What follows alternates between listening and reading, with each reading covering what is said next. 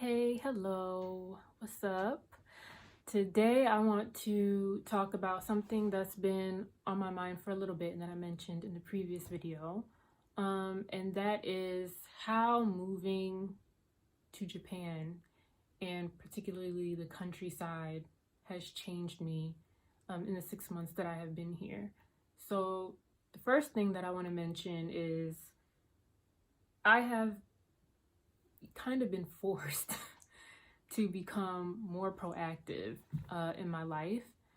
So, being here in a rural area, um, I'm not that far from the city, but I spend most of my time in a rural environment.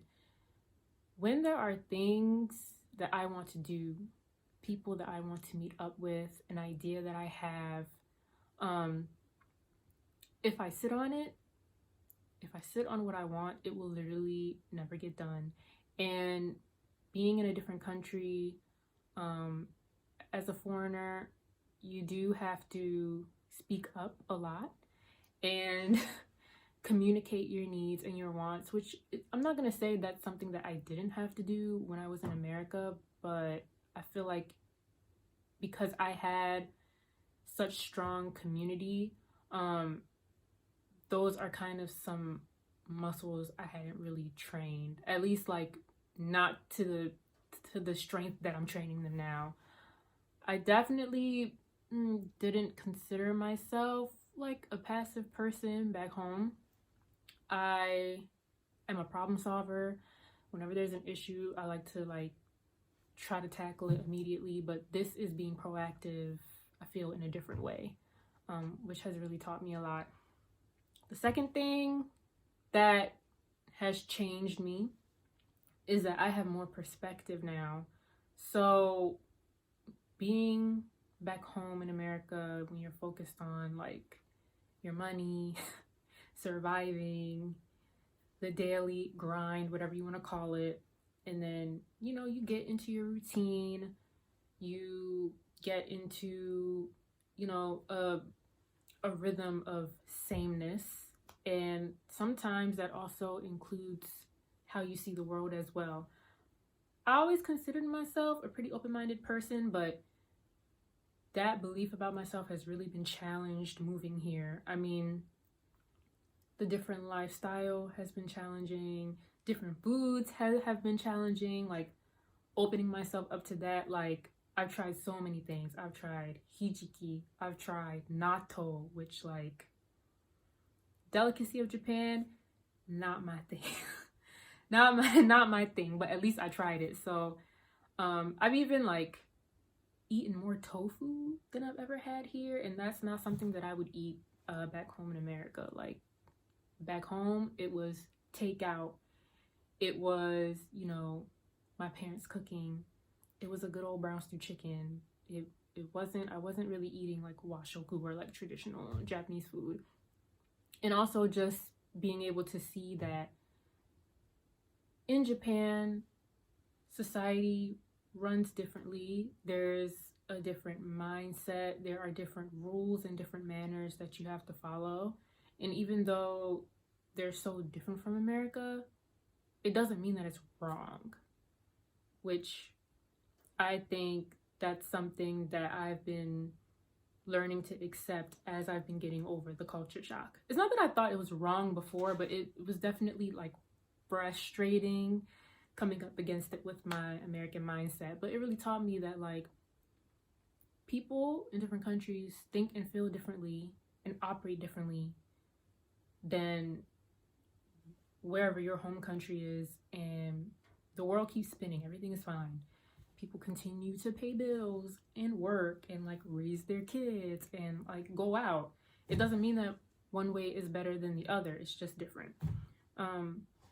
Oh, number three, this is a big one. Moving here has been humbling. Humbling. Creating a sense of community when there is a language barrier, a cultural barrier, like all these things that may be coming in between you and the new like environment that you're in. I had to learn very quickly that if I wanted to create a space for myself here, I had to create that. I had to make that happen. I had to be willing to be seen.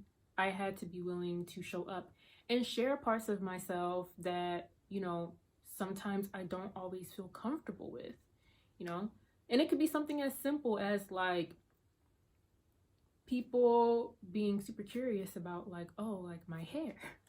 Like, how does your hair work? Why does it look like that? Sometimes, well, no one here really says why does it look like that.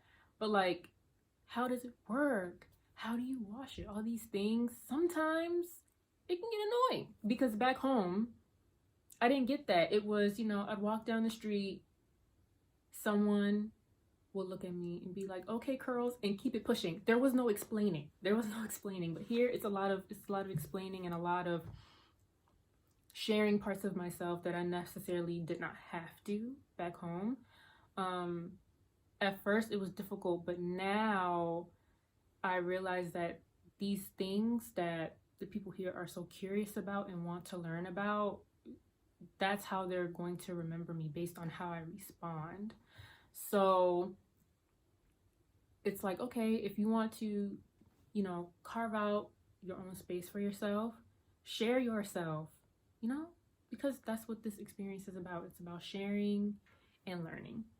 Oh, also, before I forget, about belonging and creating a sense of community in a different country. It didn't dawn on me until just now that like, if I want a community, I can create one myself. I don't have to wait around for it to just pop up, which I'd had the privilege of doing back home in America, because there are just so many spaces. There's so many spaces you could be a part of, so many events you can be a part of. Like, there are spaces for Black women, there are inclusive spaces. Anything, any niche that you're looking for, you can find back home in America. But here in Japan, the onus is on you to create that for yourself and to invite people in. So, very valuable lesson there. Number 4 is I don't know shit. I growing up, I'd say I was the smart kid. Okay, I was the smart kid. And sometimes that gets to your head and you think you know everything. Wrong. There are so many times here where I would be going through a situation at work or just a situation out and about, a random interaction on the train, and I'm getting upset because I think I know what's going on. And I cannot tell you how many times I have been wrong. So I have been deeply humbled by this experience and challenging like how open I think my mind is. Because honestly, this experience has taught me, living here has taught me that you might not be as open as you think you are. So it has definitely stretched me. And the last one, number 5, is being here in the countryside because there's not a lot of stimulation. I mean, there's one grocery store. So we have like one little like shopping center where everyone does their shopping, and one convenience store, and that's about it. And when I say a shopping center, it's only 3 stores. It's not it's not like a mall. Okay, I have to go to the city for that. So there's that. There's like one convenience store. There's like, I think there's one bar, but I don't have a car, so unless someone is trying to drive me, I'm not going. So I haven't been yet. But the level of like stimulation I got when I lived in a city, that's not here. So I have been grappling with boredom in my own mind. So it's kind of like pushed me to focus more on my own creativity, which is something that I've put on the back burner for a really, really long time. I was always pretty much focused on just like getting the good grades, finishing the degree, being the smart girl, being on the honor roll, being in the honor society, all that stuff. I was so focused on that I had neglected my creative side for a while, and having all this time and all this space has almost like given me the permission the permission that I needed to start focusing on it more. And so yeah, I'm excited to see, you know, more ways in which this experience will change me. I'd like to say that I like who I'm becoming, although the growing pains, they real. They really real. But I feel like I've become stronger because of it, and I've become more clear about who I want, which I'm really excited about what direction this could take me in. A year from now, 2 years from now, who knows? But so far, those are the 5 ways that living in the Japanese countryside has changed me. And next video, I guess I could just talk about more about the nitty-gritty of like living in a remote area. But thank you so much for watching. If you relate, or if you have any questions, please leave a comment below. Give me a like and subscribe. I'll see you later.